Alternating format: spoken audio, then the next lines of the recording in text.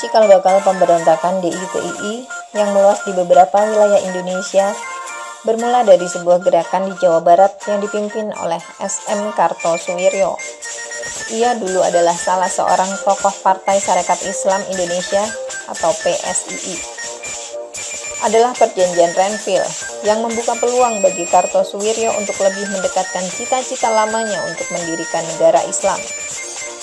Salah satu keputusan Renville adalah harus pindahnya pasukan Republik Indonesia dari daerah-daerah yang diklaim dan diduduki Belanda ke daerah yang dikuasai Republik Indonesia. Di Jawa Barat, Divisi Siliwangi sebagai pasukan resmi Republik Indonesia pun dipindahkan ke Jawa Tengah karena Jawa Barat dijadikan negara bagian Pasundan oleh Belanda. Akan tetapi, Laskar bersenjata Hizbullah dan Sabilillah yang telah berada di bawah pengaruh Kartosuwiryo tidak bersedia pindah dan malah membentuk Tentara Islam Indonesia atau TII. Vakumnya kekuasaan Republik Indonesia di Jawa Barat segera dimanfaatkan oleh Kartosuwiryo. Meski awalnya ia memimpin perjuangan melawan Belanda dalam rangka menunjang perjuangan Republik Indonesia, namun akhirnya perjuangan tersebut beralih menjadi perjuangan untuk merealisasikan cita-citanya.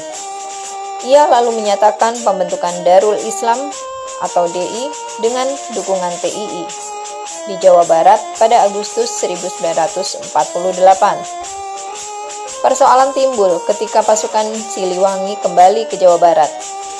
Kartosuwiryo tidak mau mengakui tentara Republik Indonesia tersebut kecuali mereka mau bergabung dengan DITII. Ini sama saja Kartosuwiryo dengan DITII-nya tidak mau mengakui pemerintahan Republik Indonesia di Jawa Barat. Maka pemerintah pun bersikap tegas.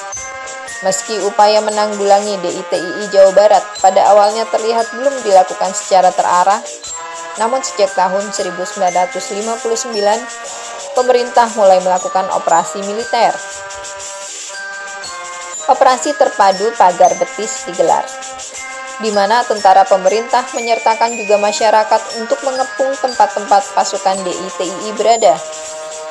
Tujuan taktik ini adalah untuk mempersempit ruang gerak dan memotong arus perbekalan pasukan lawan. Selain itu, diadakan pula operasi tempur dengan sasaran langsung basis-basis pasukan DITII. Melalui operasi ini pula, Kartosuwiryo berhasil ditangkap pada tahun 1962.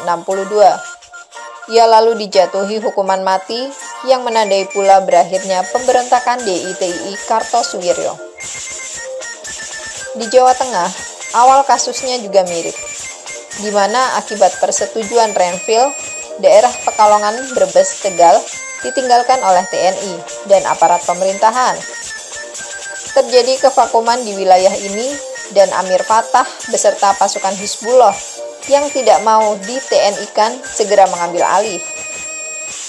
Saat pasukan TNI kemudian kembali ke wilayah tersebut setelah Belanda melakukan agresi militernya yang kedua, sebenarnya telah terjadi kesepakatan antara Amir Fattah dan pasukannya dengan pasukan TNI. Amir Fattah bahkan diangkat sebagai koordinator pasukan di daerah operasi Tegal dan Brebes. Namun ketegangan karena berbagai persoalan antara pasukan Amir Fattah dengan TNI sering timbul kembali. Amir Fattah pun semakin berubah pikiran setelah utusan Kartosuwiryo datang menemuinya lalu mengangkatnya sebagai Panglima TII Jawa Tengah. Ia bahkan kemudian ikut memproklamirkan berdirinya negara Islam di Jawa Tengah. Sejak itu, terjadi kekacauan dan konflik terbuka antara pasukan Amir Fattah dengan pasukan TNI. Tetapi berbeda dengan DITII di Jawa Barat, perlawanan Amir Fattah tidak terlalu lama. Kurangnya dukungan dari penduduk membuat perlawanannya cepat berakhir. Pada Desember 1951, ia menyerah.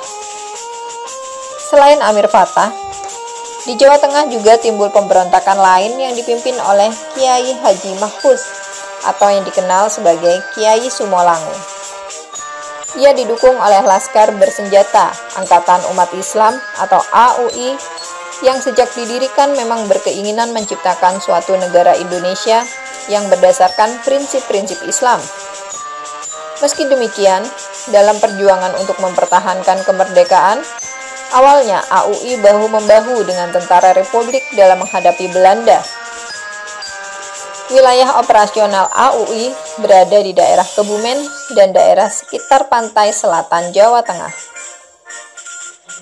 Namun kerjasama antara AUI dengan Tentara Republik Indonesia mulai pecah ketika pemerintah hendak melakukan demobilisasi AUI.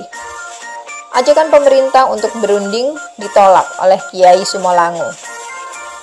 Pada akhir Juli 1950, Kiai Sumolango melakukan pemberontakan. Sesudah sebulan bertempur, Tentara Republik Indonesia berhasil menumpas pemberontakan ini. Ratusan pemberontak dinyatakan tewas dan sebagian besar berhasil ditawan. Sebagian lainnya melarikan diri dan bergabung dengan pasukan TII di Brebes dan Tegal. Akibat pemberontakan ini, kehancuran yang diderita di Kebumen besar sekali. Ribuan rakyat mengungsi dan ratusan orang ikut terbunuh. Selain itu, desa-desa juga mengalami kerusakan berat. Pemberontakan Darul Islam di Jawa Tengah lainnya juga dilakukan oleh Batalion 426 dari Divisi Diponegoro, Jawa Tengah. Ini adalah tentara Indonesia yang anggota-anggotanya berasal dari Laskar Hizbullah. Simpati dan kerjasama mereka dengan Darul Islam pun jadinya tampak karena DITII juga berbasis pasukan Laskar Hizbullah. Cakupan wilayah gerakan Batalion 426 dalam pertempuran dengan pasukan Republik Indonesia adalah Kudus, Klaten, hingga Surakarta. Walaupun dianggap kuat dan membahayakan, namun hanya dalam beberapa bulan saja, pemberontakan Batalion 426 ini juga berhasil ditumpas.